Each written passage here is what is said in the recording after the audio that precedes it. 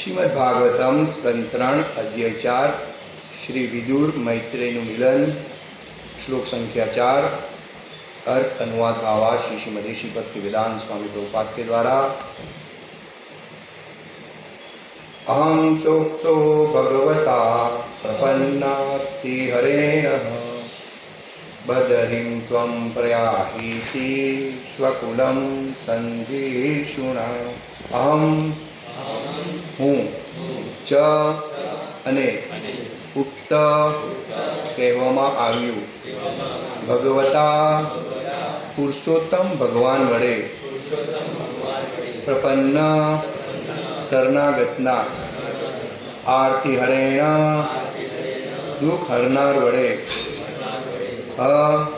खरेखर बदरीं बद्रिकाश्रमे त्वं तारे प्रयाही जवुं जोईए इति एम स्वकुलम तेमना पोताना कुलना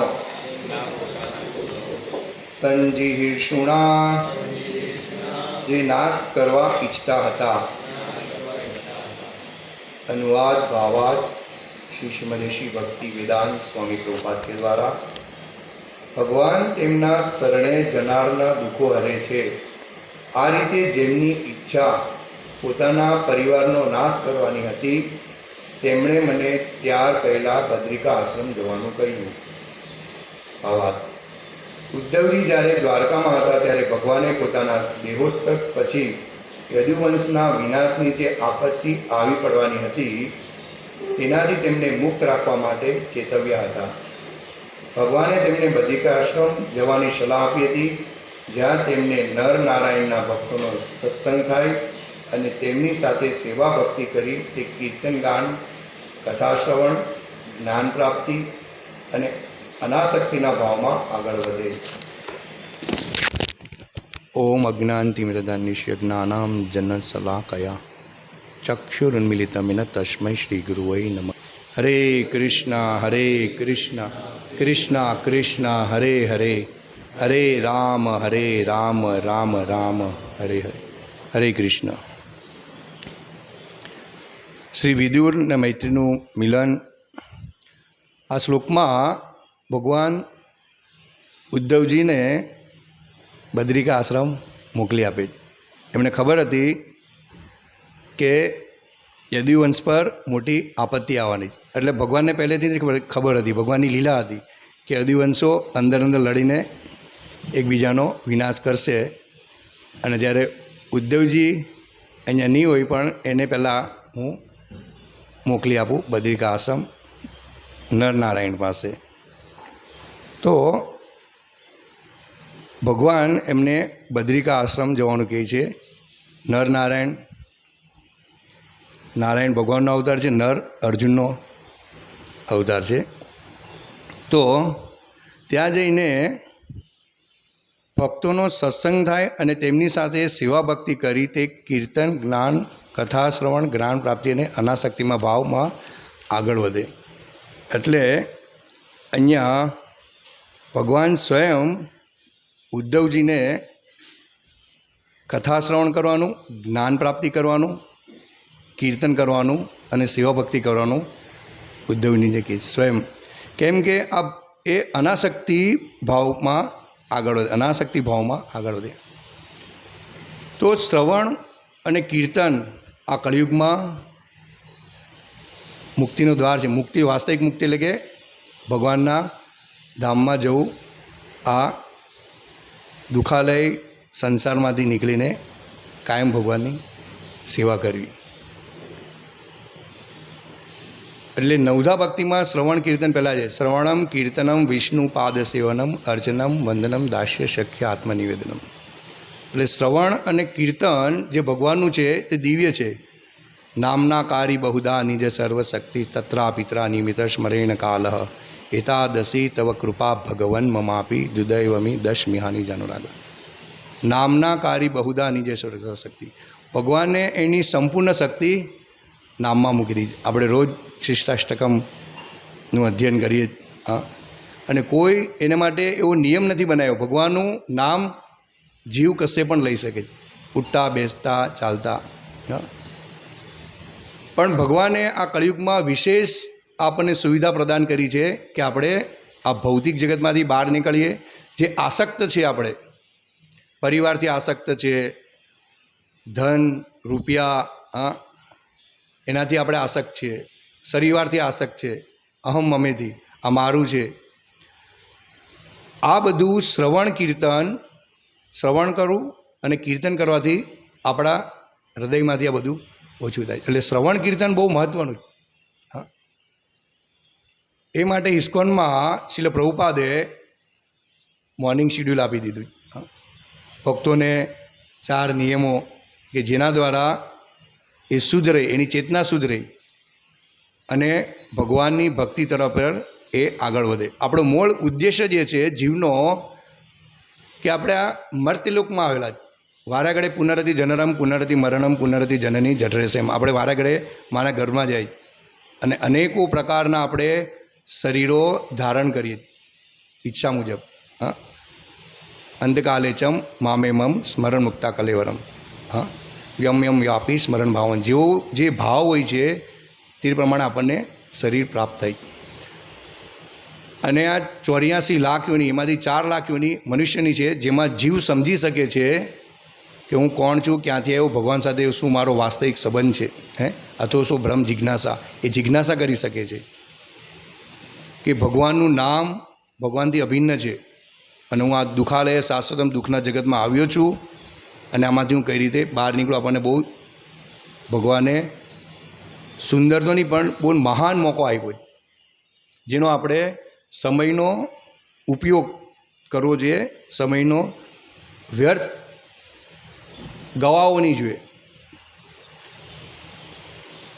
એટલે ભગવાનની સેવા કરવાથી, ભગવાનનું શ્રવણ કરવાથી, જે રીતના પરીક્ષિત મહારાજને ખબર હતી કે 7 દિવસમાં મારું ઋષિપુત્રના શાપથી મૃત્યુ થવાનું. વિશ્વના સમ્રાટ હતા, યુધિષ્ઠિર મહારાજ હતા, પછી પરીક્ષિત મહારાજને સોંપ્યું. તો આટલા મોટા સમ્રાટ પણ જ્ઞાની હતા, ભગવાનના ભક્ત હતા. એટલે એને ખબર છે કે હું ખાલી નિમિત્ત બનેલો છું આ સંસારમાં, અને નીકળી પડે છે કે વાસ્તવિક હવે આ 7 દિવસમાં મારું મૃત્યુ થવાનું છે, તો મારે માટે લાભકારક શું છે.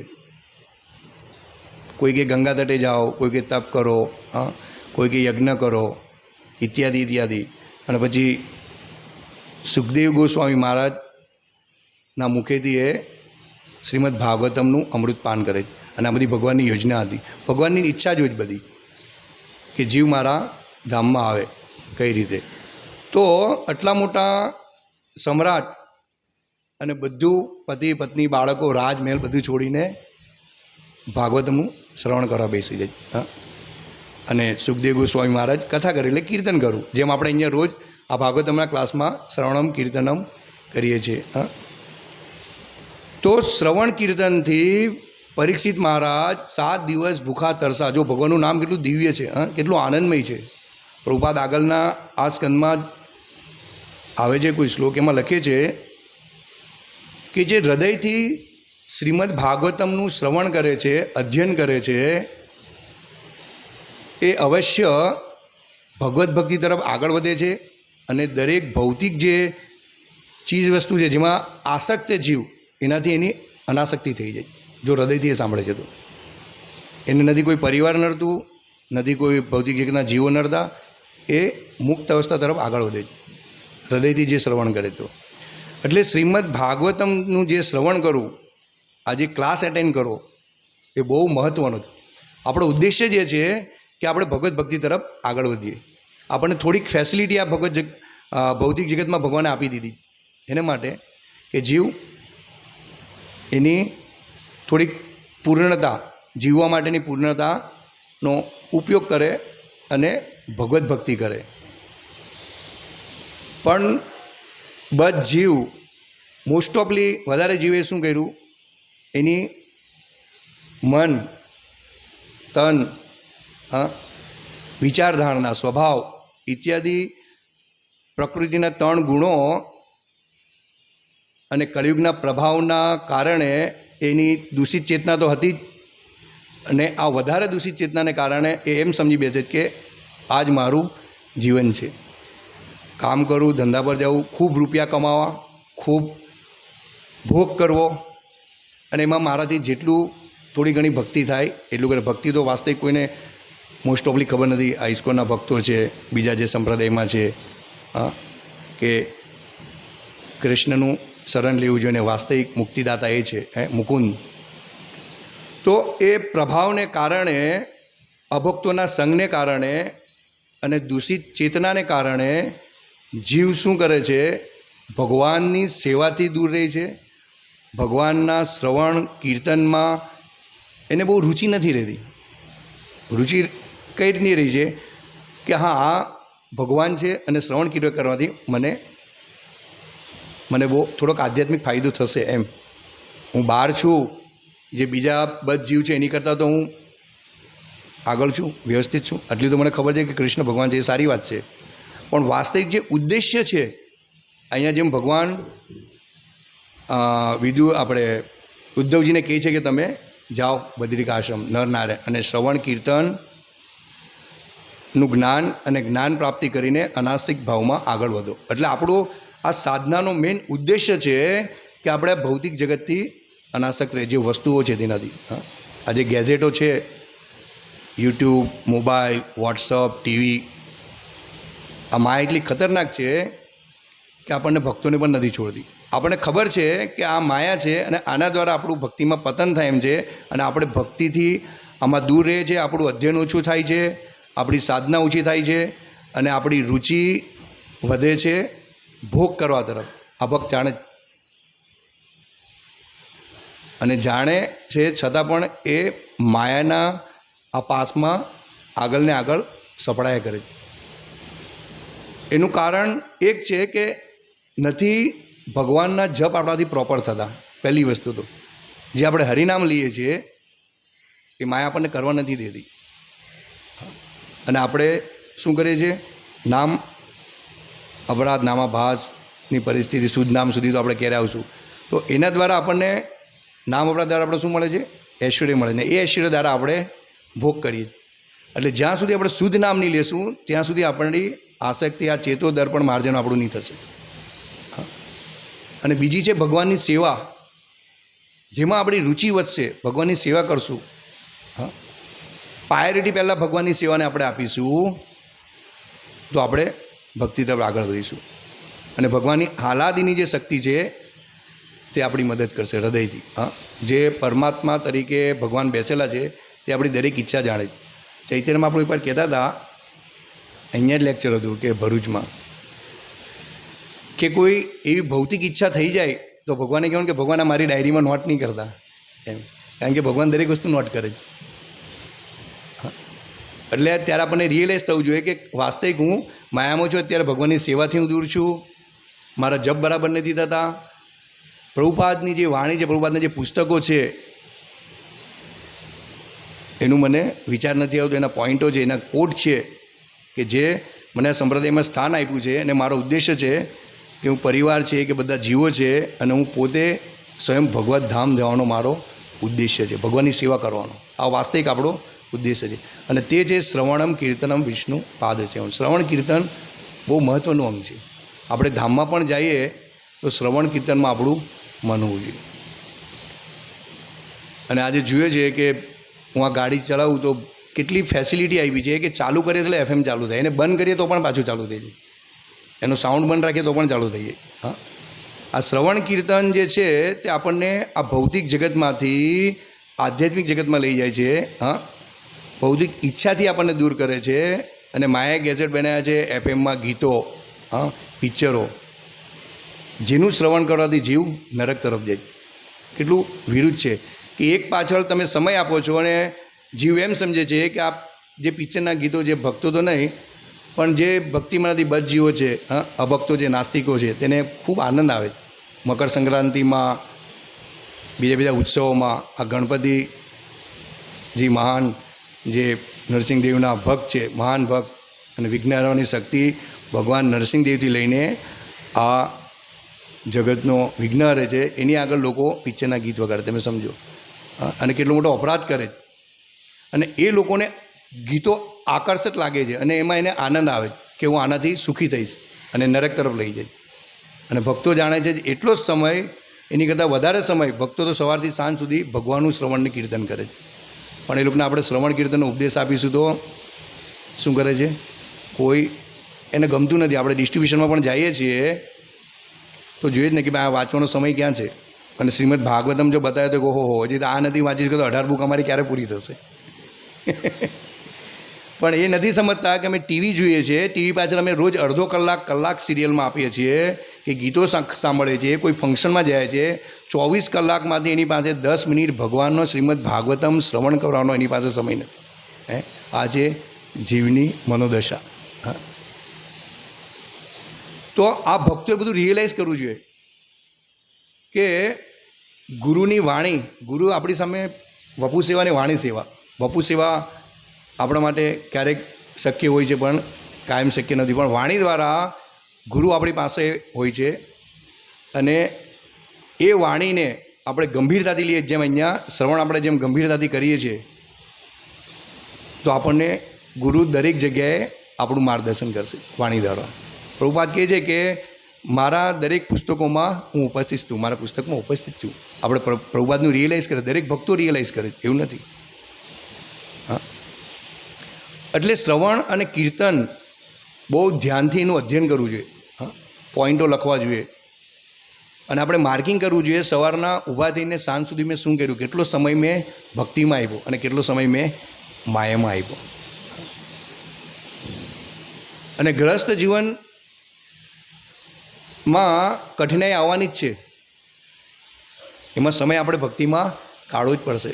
જો કોઈ નોકરી કરે છે, કોઈ બિઝનેસ કરે છે, હા, પણ શેઠ બોલાવશે તો આપણે રજા નથી પાડી શકતા. નોકરીમાં આપણે અર્જન્ટ કામ હોય તો આપણે જવું પડે છે, ધંધામાં કામ હોય તો આપણે પ્રાયોરિટી આપી. પણ ત્યારે આપણે ભગવાનનું સ્મરણ થવું જોઈએ કે હે પ્રભુ, હે ભગવાન, કે હું મારું કેટલું દુર્ભાગ્ય છે, હું કેટલો માયામાં છું, હું કેટલો પ્રકૃતિના ગુણથી બંધાયેલો છું, તમોગુણ રજોગુણથી, કે તમારી સેવા હોય છે, મંગળા આરતી હોય છે, ઇત્યાદિ જે પણ કંઈ હોય છે તો હું તમારા માટે સમય નથી કાઢી શકતો, પણ આ માયા માટે હું સમય કાઢતો જોઈએ. હા, મને ખબર છે કે હું માયામાં ઘસડાઈ રહ્યો છું, છતાં પણ હું પ્રાયોરિટી હું આને આપી રહ્યો છું. એટલે ભક્તોએ પ્રયાસ કરવો જોઈએ વધારેમાં વધારે કે શ્રવણ, કીર્તન અને ભગવાનની સેવામાં એ આગળ વધે. આપણી પાસે ભક્તિમાં આગળ વધવાનું આયરું આજે એક સ્ટેપ છે. આપણી પાસે કોઈ અત્યારે આપણે ગુરુ મહારાજની સાથે આપણે કહેશું કે ભાઈ તમે બધું મૂકી દો અને હવે ગુરુ મહારાજની સાથે 1 મહિનો રહેવાનું જ, આપણે નહીં રાખી શકીએ. અમુક ભક્તો હોય તે રહી શકે છે, પણ ગ્રસ્ત જીવનમાંથી એ નહીં જઈ શકશે. હા, પોસિબલ નથી ને કે ભાઈ મારે પરિવાર સંભાળવાનો છે, ધંધો સંભાળવાનો છે, નોકરી સંભાળવાની છે. તો આનાથી આપણે હંમેશા સાવધાન રહેવું જોઈએ. અને આ ઉત્સાહ જે છે તે આપણને ભગવાનની ભક્તિ તરફ ને ચરણકમળ તરફ આપણને આગળ લઈ જઈ શકે. જો અહીંયા ભગવાન ઉદ્ધવજીને, કારણ કે ભગવાન ઉદ્ધવ છે તો ભગવાનના શુદ્ધ ભક્ત હતા, અને ભગવાનને ખબર હતી કે યદુવંશનો વિનાશ કરીને એટલે ભગવાનની લીલા હતી કે આ લોકોને એના જે અમુક શુદ્ધ ભક્તો હતા ભગવાનના એ દ્વારકામાં રહે છે, અને અમુક જે ભગવાનના શાશ્વત પાર્ષદ હતા તે બધાને યુદ્ધ કરીને ભગવાન એ રીતે પોતાના ધામમાં મોકલે છે. અમુક દેવતાઓ હતા. તો આ ભગવાનની બધી યોજનાઓ હતી. એટલે ઉદ્ધવજીને એને પહેલેથી જ કહી દીધું, ભૂત ભવિષ્ય વર્તમાન ભગવાન જાણે જ બધું, જીવ નથી જાણી શકતો. હા, એટલે જ ભગવાન પૂર્ણ છે અને જીવ અપૂર્ણ છે, અને પૂર્ણની સેવા કરવાથી જીવ પૂર્ણ તરફ આગળ વધે. એટલે ઉદ્ધવજીને ભગવાન કહે કે તમે બદ્રિકા આશ્રમ તરફ પ્રયાણ કરો. એવી રીતે આપણને કોઈ શિક્ષા ગુરુ છે, પ્રભુપાદના શિષ્ય છે, તે આપણને સેવા તરફ અમુક ડિવિઝન આપે છે કે આ તમે કરો, આ તમે કરો, આ તમે કરો. એ આપણો ભક્તિનો પ્રગતિનો માર્ગ હોય છે કે આપણે ભગવાનની સેવા તરફ આગળ વધીએ અને આપણી ચેતના હંમેશા ભગવત પરાયણ રહી, કૃષ્ણ ભાવનામૃત રહી. એ માટે દરેક ભક્ત પ્રયાસ કરે. તો આ શ્લોકનો આ જ ઉદ્દેશ્ય છે કે કઈ રીતે શ્રવણ કીર્તનને ગંભીરતાથી હૃદયમાં ઉતારવું અને ચેતો દર્પણ માર્જનનું. આપણા અનાદિકાળથી આની અંદર કામ, ક્રોધ, મોહ, લોભ, મદ મસેલે પડેલું છે. એને દૂર કરવાનો બીજો કોઈ રસ્તો નથી. કોઈ ડૉક્ટર પાસે એવું નથી કે કોઈ ઇન્જેક્શન મારે ને આ કામ, ક્રોધ નીકળી જાય. એક ઇન્જેક્શન છે કે તમને કોમામાં લઈ જાય કે બેહોશ કરી નાખશે, એ પણ અમુક સમય સુધી જ કરશે. પાછા જે હશે તે પોઝિશનમાં તમે આવી જશો. આ એક જ શ્રવણ કીર્તન એવું છે કે તમને તમારું ચેતો દર્પણ, કામ, ક્રોધ, મોહ, લોભ ઇત્યાદિથી તમે દૂર થઈ જાય તમારા હૃદયમાંથી અને ભગવાનની ભક્તિ તરફ આગળ વધો છો. બાકી કોઈ કળિયુગમાં નથી તપ કરવું સંભવ, નથી ધ્યાન કરવું સંભવ. આ ભગવાનનું નામ એટલું પવિત્ર છે. શ્રવણ અને કીર્તન બહુ મહત્ત્વનું છે. એટલે હંમેશા આપણે શ્રવણ કીર્તન કદા પણ છોડવું નહીં જોઈએ. પ્રભુપાદના બહુ કોટેશનો છે પણ સમય થઈ ગયો છે. તો આ શ્લોકનો અર્થ છે, ભાવાર્થ આ છે કે હંમેશા આપણે ભગવાનની સેવા હૃદયથી કરવી જોઈએ અને જેમ બને તેમ ભક્તોનો સંગ, ભગવાનના ઉત્સવો, ભાગવતમ ક્લાસ, મોર્નિંગ શિડ્યુલ આપણે એટેન્ડ કરવા જોઈએ, જેથી કરીને આપણે આ ભવરોગમાંથી બહાર નીકળીએ. હરે કૃષ્ણ. શ્રીમદ ભાગવતમ કી જય, શ્રીલ પ્રભુપાદ કી જય.